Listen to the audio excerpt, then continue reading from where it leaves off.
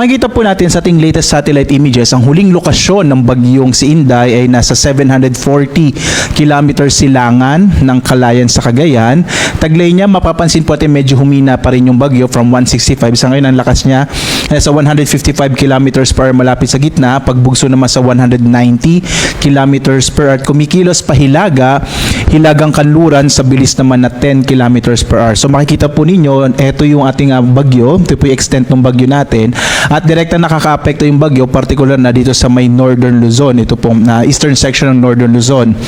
Samantala, itong makikita nyo itong mga kaulapan po na ito po yung southwest monsoon o habagat. Ito yung mga lugar na bagamat hindi direktang maapektuhan ng bagyo, ay magdadala ng malalakas sa mga pag-ulan. Mapapansin nyo po yung mga kaulapan na dito, lalo na dito sa may kanlurang bahagi ng Luzon, ng Visayas, maging sa kanlurang bahagi ng Mindanao. Magpapatuloy yung epekto ng habagat sa mga susunod na araw kahit makalabas pa yung bagyong Inday sa this coming Saturday po.